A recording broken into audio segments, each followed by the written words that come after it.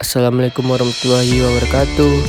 Baiklah, perkenalkan nama saya Wazir Zakawali, BP 1810541004. Di sini saya akan membahas tentang perencanaan yang sudah dirancang dan yang sudah terlaksana di Thailand. Ini adalah salah satu tugas dari mata kuliah perencanaan nasional dan daerah.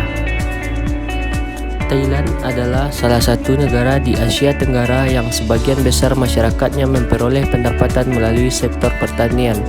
Sejak tahun 1961, Thailand telah mengimplementasikan 5-Year Development Plans sebagai pedoman dalam pembangunan ekonomi nasional yang menjadikan arah perubahan perekonomian Thailand menjadi lebih terbuka.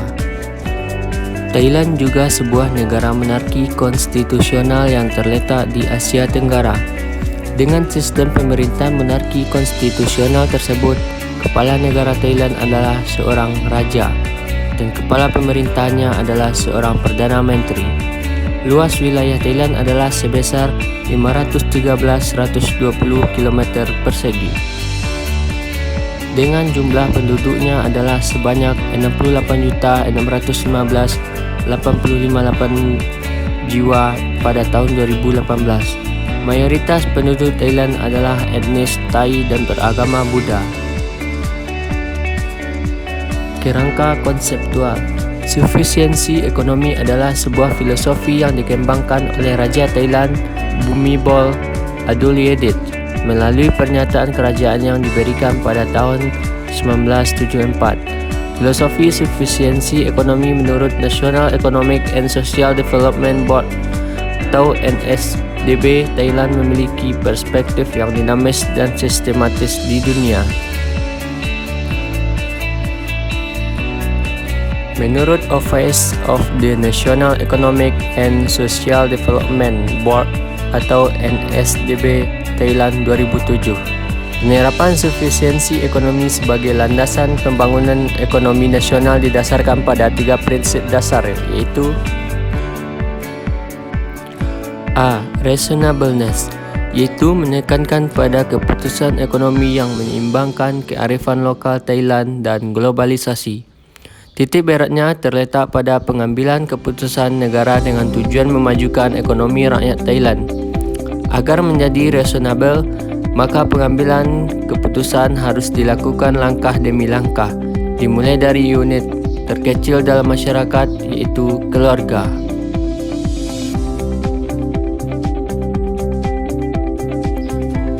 B. Moderation. Moderation artinya dalam setiap pengambilan keputusan ekonomi yang diambil haruslah disertai dengan pengetahuan akan potensi diri atau kapabilitas yang ada, sehingga setiap keputusan yang diambil bisa menjadi lebih efisien. Titik berat dalam prinsip ini terdapat dalam pengetahuan terkait apa saja yang sungguh dibutuhkan negara dan lingkungannya. C. Self-immunity. Self-immunity artinya keputusan ekonomi yang diambil harus disertai dengan risk management. Setiap pengambilan keputusan yang dilakukan haruslah memiliki jangkauan analisis dampak yang panjang serta baik dan buruknya bagi masyarakat dan negara. Berdasarkan ketiga prinsip tersebut, dapat dilihat bahwa pembangunan ekonomi Thailand yang berlandaskan sufisiensi ekonomi difokuskan kepada pengembangan cara berpikir dan berperilaku dalam menyikapi setiap perubahan yang terjadi dalam lingkungan global dan kawasan, sehingga tiap unit yang ada dalam masyarakat mampu memiliki fondasi yang kuat dalam menghadapi setiap perubahan yang terjadi. Oleh karena itu, menggunakan konsep sufisiensi ekonomi untuk menjelaskan bagaimana pemerintah Thailand mengembangkan dan membangun fondasi perekonomian negara dengan didasarkan pada prinsip moderation, reasonableness, and self-immunity yang ada dalam konsep sufisiensi ekonomi tersebut. Permasalahan kota yang terdapat di Thailand akibat dari ketidakseimbangan dari pertumbuhan daerah dan adanya urbanisasi penduduk. Beberapa permasalahan yang terjadi di Thailand antara lain kemacetan lalu lintas, kesenjangan fasilitas dan utilitas sosial, dan masalah perumahan serta polusi lingkungan. Dalam CODI, Urban Development Toward Sustainable Cities and Housing for the Urban Poor in Thailand, langkah untuk mengatasi permasalahan-permasalahan tersebut sudah dilakukan, seperti manajemen dari pengembangan kota ternyata masih dianggap kurang begitu bermanfaat.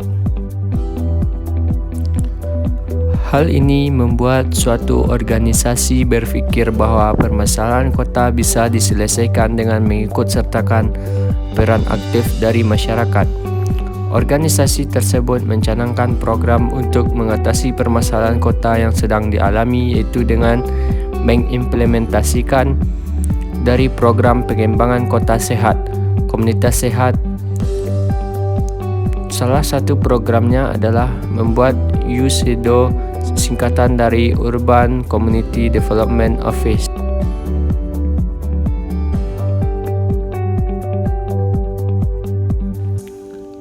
Baiklah, demikianlah pembahasan saya tentang perencanaan pembangunan di negara Thailand.